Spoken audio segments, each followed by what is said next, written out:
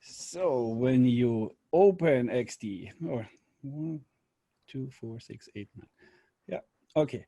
When you open XD, that's the welcome screen you're getting. And by the way, you will see that Adobe XD is pretty easy to get.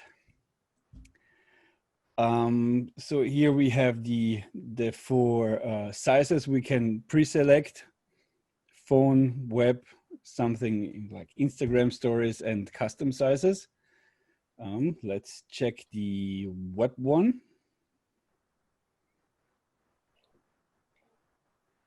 So we have something open. And then this is the screen we're working in.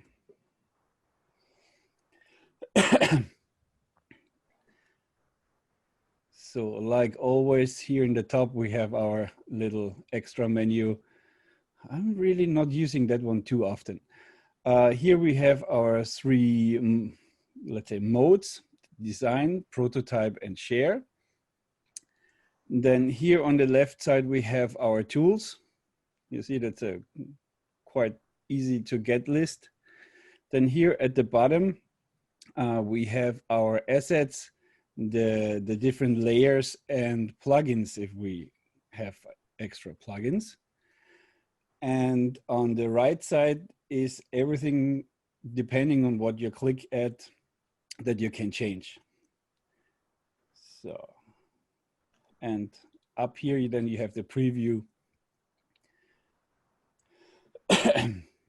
which we're having in a moment. So we start here with the artboard. So we get one artboard selected. And by double clicking up here, we could rename the artboard. Okay, let's say home. And if you zoom out or in, let's click the artboard tool here on the left side. That's the square with the plus on the top left side. Okay. And wherever you click here in the gray area, you're creating a new artboard. As soon as you're kind of lined up with something else you had before, you get this extra extended line where you see that you're lined up. So if I click here, then I have 2 artboards.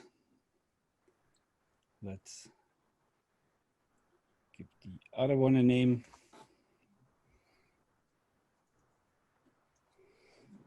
Okay. So, and you see the artboards here on the left side, kind of like layers.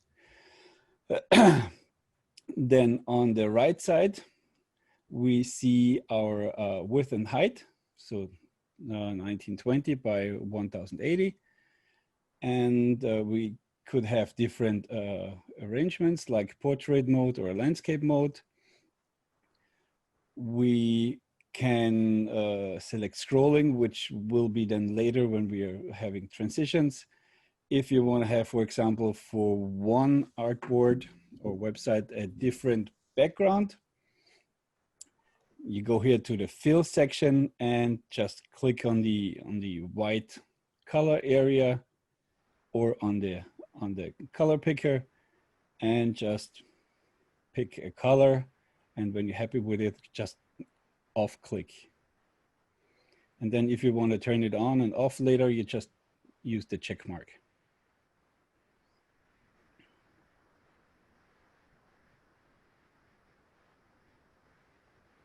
Okay.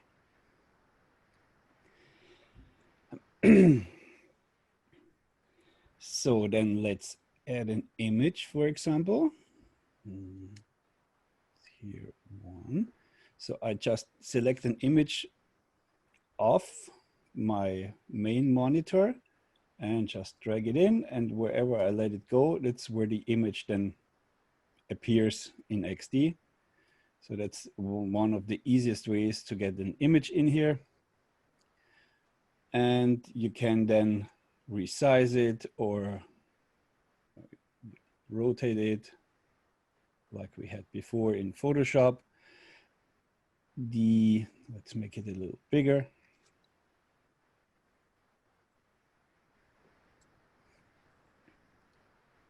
So if I have the corner and the, what is it for me, the option button, then it's from the center. If I have the shift button, I go proportionally bigger. And if I have, let's pick another image with some background color. If I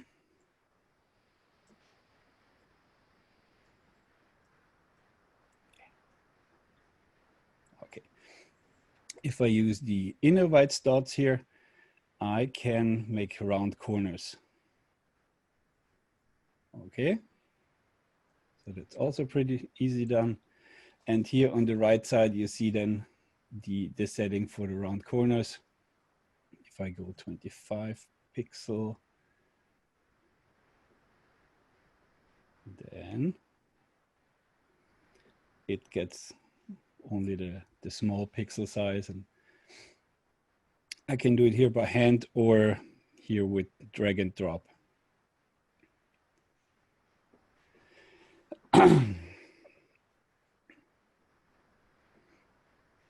So if you want to preview a little bit for yourself, let's go to the prototype section here. So we have this, then we have that one selected. And if I select anything else, let's say I select that image here, you see the blue ball here on the right side. So, and if I make this one clickable and go somewhere else, I just click and drag it over to the other artboard and let go. And with that, I made a transition between two pages. Okay, let's select that one and then hit the play button for the preview. And then you have this here as a website. And as soon as I go over, you see I have the pointy hand. And if I click, I transition to the other page.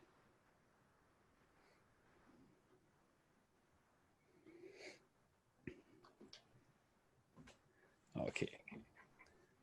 Everything good so far? Seems pretty easy, right?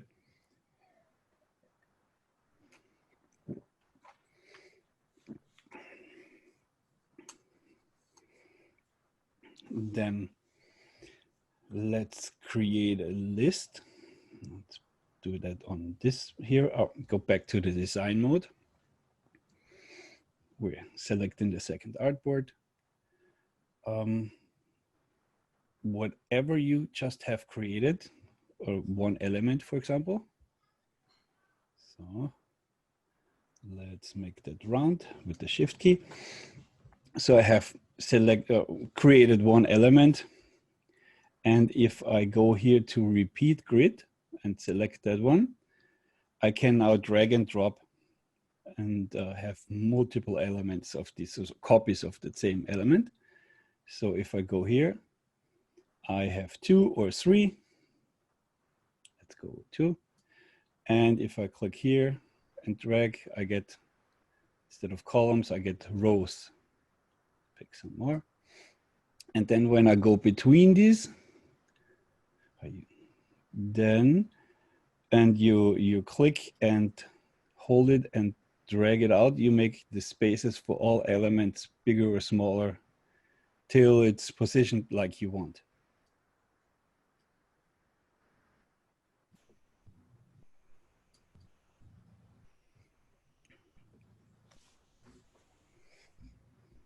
And they all are lined up.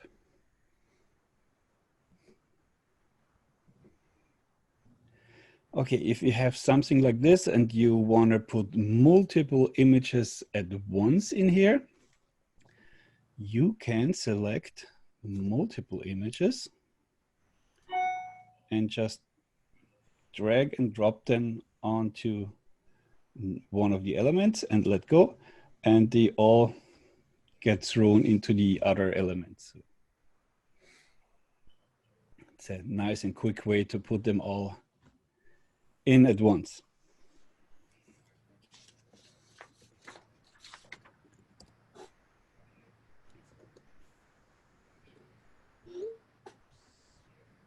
So Any questions so far? Because we're like halfway through what we want to do here for the beginning. Yeah. Yes. Can you show how you copied the circles again? Okay. Let's go here with something else. I show you in a minute. So here, let's have, if this is our home page, okay. And have it selected here. And if I, where's that one here? Make it bigger. Then you see this perforated line here. And that is where the viewport would end. If you preview that. So this is on the bottom here is where the line is, and that shows you then that this is a scrolling area. Okay. So, and for the elements that we copied, and pick something else, let's make a square here. Okay, I still have that one selected. Then I go here to repeat grid. Okay, and then I get these two buttons to drag. And let's give that one a different background color so we see it actually. Okay. And then if I drag it, you just get copies of that element. See that? Okay. Or if I need multiple rows, I do that here. And then if I go in between my elements, I get this pink layer here. And then if I click on that one, you see on the left side, I have the pixel amount standing. And if I drag it, they all get spaced out equally. And also the same for the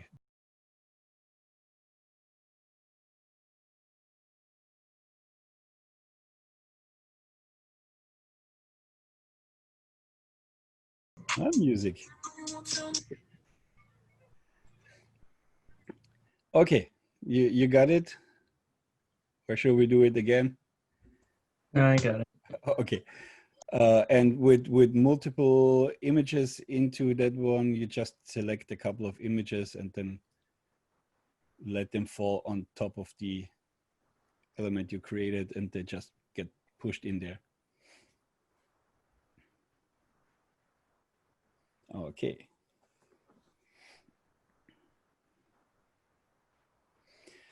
So you also can make elements sticky. So that means if you're scrolling, they stay at the same place. Let's pick that one again.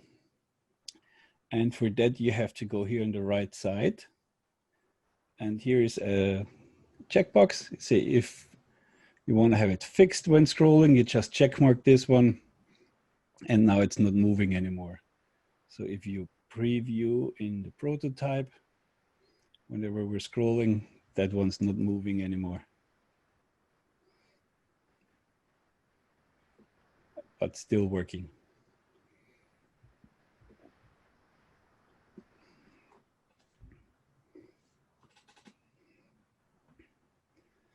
Okay. So you said in order to keep it sticky, you click fixed position when scrolling. Yeah. Okay. That's all you have to do to make it sticky. Okay, then what else we have? So far we only had pretty much the layers panel here open, where we have different layers. And do we have something? Okay. Can select the whole thing. I just want to have this one. Okay. So do it with a different image.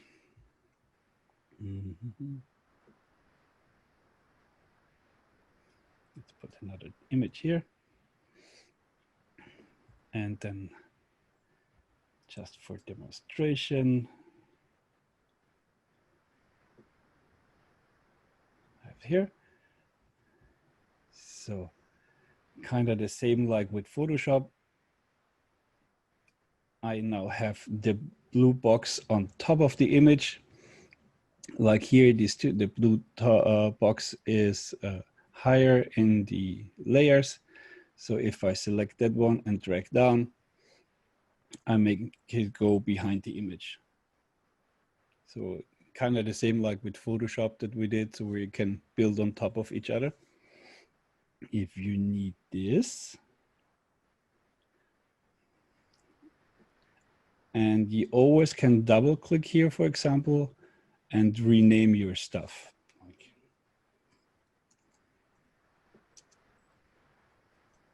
Okay.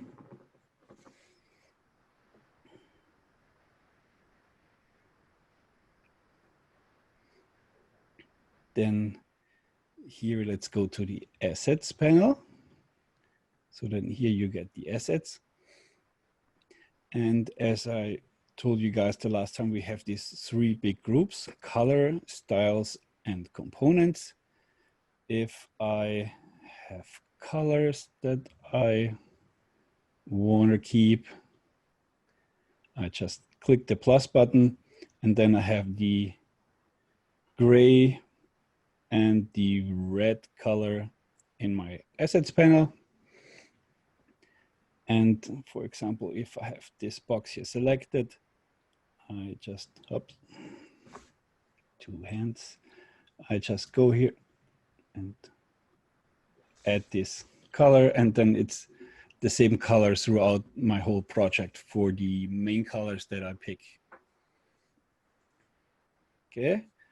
The same with character styles. So if I have text, like specific font family, size, stroke for the heading, and the different one for the paragraph, different one for links or something, I can just select it, and with the plus sign I add it for a different asset, and also for components. Let's create something again, this time a triangle. Okay.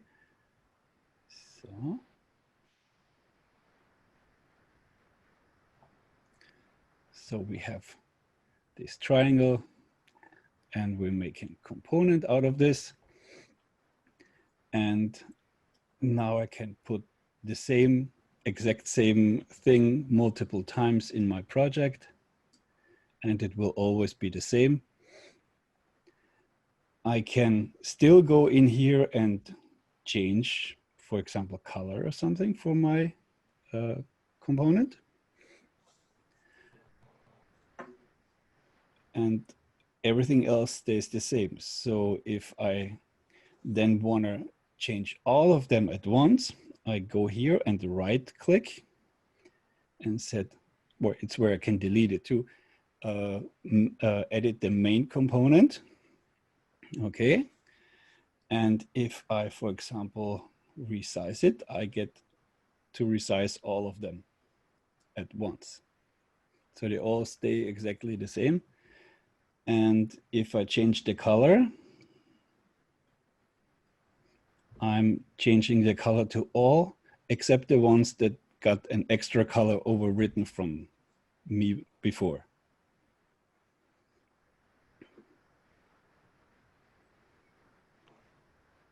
That's helpful, right? And you can do that with all of them. If you, for example, make a navigation bar up here and you have the logo and the menus in there, you just create the navigation bar and everything once. Then you make it a component, and bang, it's always the same. So you can drop it to every other page and it will always be the same.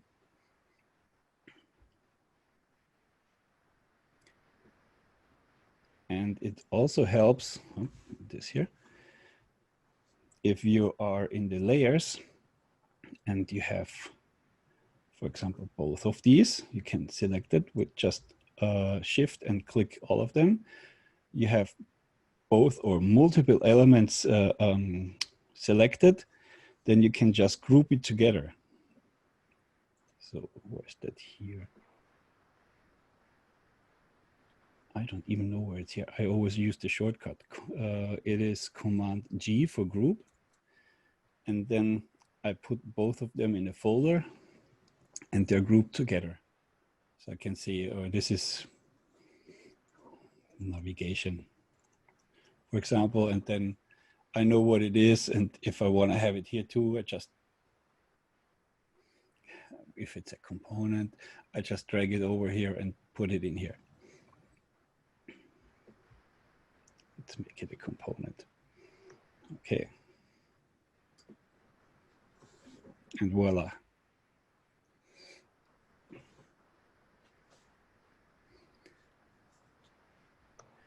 So if you're happy with your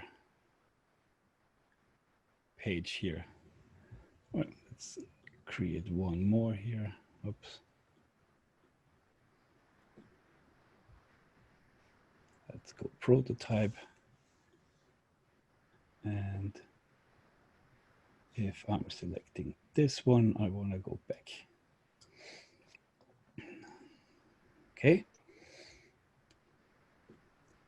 So if we preview, that one stays the same. If I'm in prototype, I also can, when I'm selecting the path from one to the other, I can go on different triggers. So on voice, on keys, on drag, but usually if it's for the web, we create for clicks. So with tabs, and then you can pick what kind of transition you want to have. Let's do scroll to, I haven't chosen. Nah.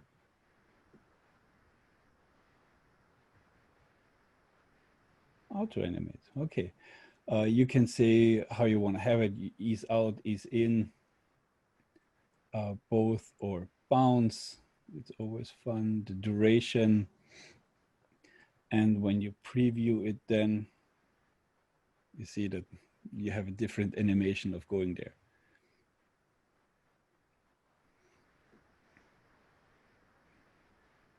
So that is pretty much done quick. If you want to share it, then you click here on the share option. And if you share something, it will only share artboards that are connected. So if you have an extra artboard here with just your artwork or images or your sample layout or something, and it's not connected to any artboard, it will not be shown.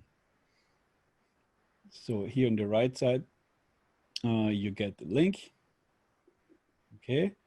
And you can have different viewing options for design review or for developer or presentation. If you are, so, and here are different access levels, you can preview, let them preview. I have prepared something.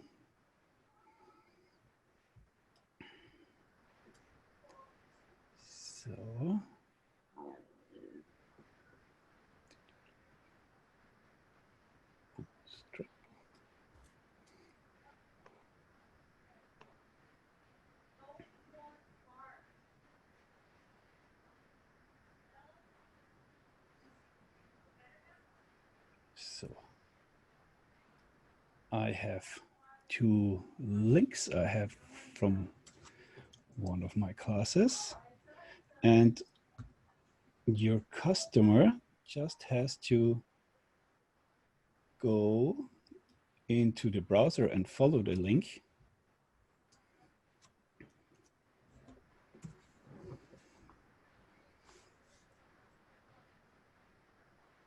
It might take a little.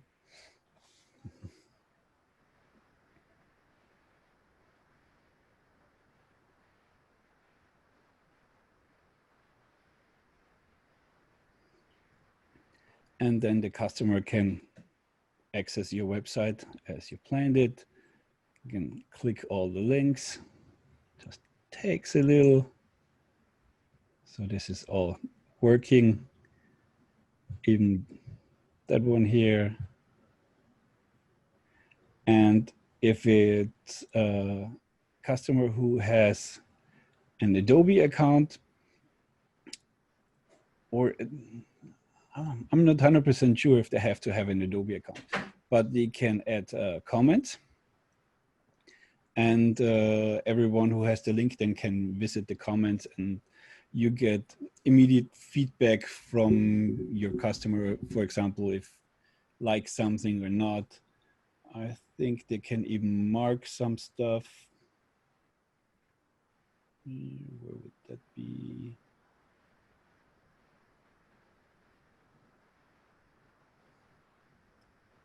No, not.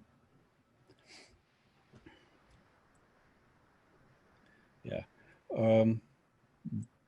I'm not sure if they can mark stuff here anymore, but at least they can all put comments in, and you can argue forward and backward easy with them. If you follow the developer link,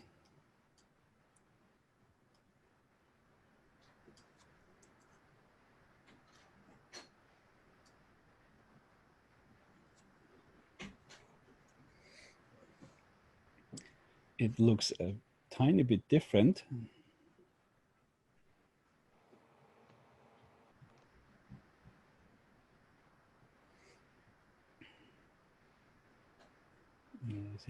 You get these extra options here on the right side. So you can click on the first option. Then you see all the assets you have on here, all the colors, all the font sizes, and colors with the font sizes and what color it is. So it's all here. Also the screen port size. And if you click the other one here, okay, I don't have a design bird. Why are you showing me that? Okay, and if you're going in here and click in here, you have the margins and paddings, the alignments, all here pointed out. It is even here that you get the CSS that you might need for it already, so you just have to copy it into your project, and so on. So these are the nice benefits you get with this. Questions? No.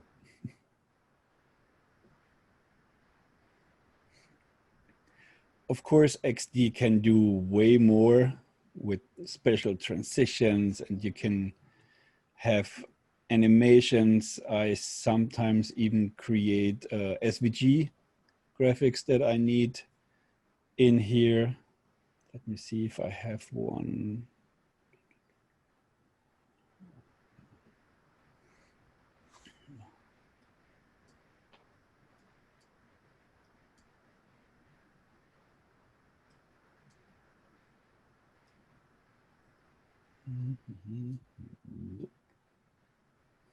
Okay.